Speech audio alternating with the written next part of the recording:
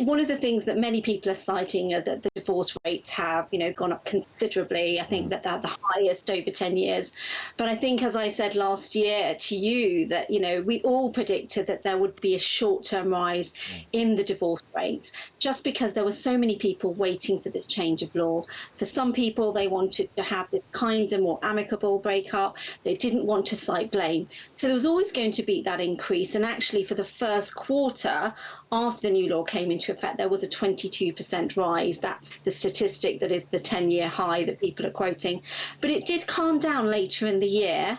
And actually, sort of, if you're looking from September to December, it was just a 5% rise. So actually, we have seen those increases, but I think it's very too early to say that they are going to be reflective of divorce rates in the future. We need to see what happens with the law and when it beds in. But, it's not actually just the no-fault divorce that has changed things. There have been other things going on. I think for all family lawyers would say, in the aftermath of the pandemic, there's been a huge increase in family law cases that they are dealing with. Many of those people might have taken action in 2022 rather than 2021, so that would have distorted the figures. I also had clients who wanted to issue proceedings before the no-fault divorce because they wanted to attribute blame. They felt they needed to tell their story. And then, of course, recently, we've had the cost of living crisis. And if you look at one of the top reasons for family breakdowns and divorces, it is money and finances. Even if we take away that cost of living crisis, you have the spender and the saver. You can have someone who's very frugal, you can have someone who's very risk averse compared to somebody who doesn't mind taking on debt. So, that causes a pressure in marriages. Yeah. Do you think, as you say, there's been an incredible rise in divorces since the law was passed, but do you think that's a good thing, or because it's obviously been made easier for people to now get divorced, do you think it's clearly an example of being a way that people can then sort of liberate themselves of toxic relationships or relationships they're no longer happy with? And it's an example of that, rather than being like a lot of people would criticise the amount of divorces going up and saying it shouldn't be that easy for an institution of marriage to be so easily thrown aside. But do you think this has then been proven to be a good thing? Well, I think, again, bringing back to the stats, I think it's too early to tell, and I think it's how you interpret the statistics. As I say, there was a short-term rise. We all knew that was going to happen. The divorce administrative process is easier. Actually getting divorced is not easier. The more complicated areas are dealing with your children and dealing with your finances, and they haven't been made easier. So from that perspective, I don't think that it is easy for people to separate their lives, disentangle their lives, their finances, break down their family unit in any way. And certainly that wasn't the reasoning behind the no-fault divorce. I do think that for people who are in toxic marriages or coercively controlling relationships, to have that ability to leave without entering into the, what has happened in the marriage, and also the other party potentially defending proceedings, which could have happened under the old law, just to keep that person connected to them, that is a positive thing.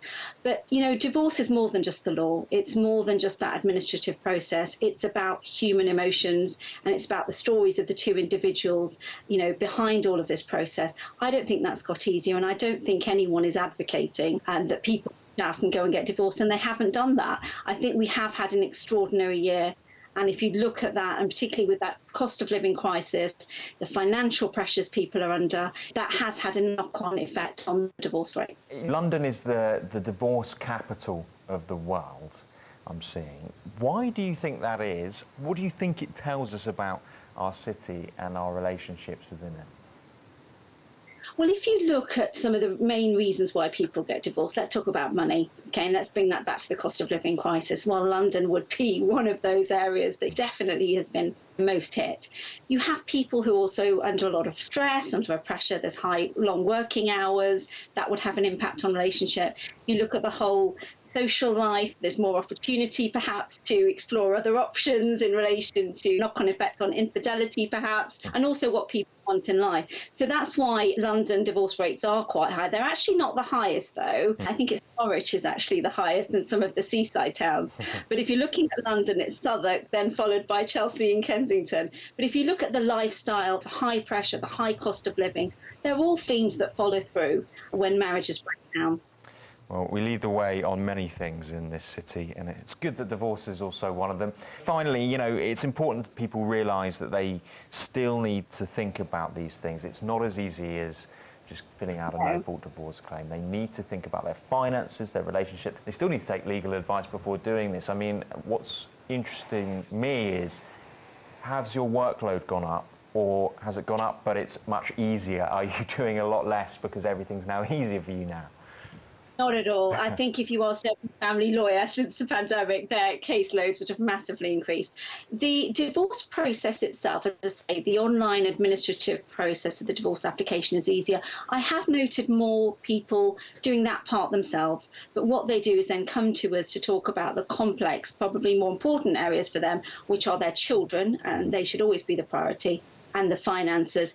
And those, like you said, you must take legal advice. It does concern me that people could perhaps be persuaded, coerced into accepting a financial settlement that wouldn't be in their best interest. People must take advice.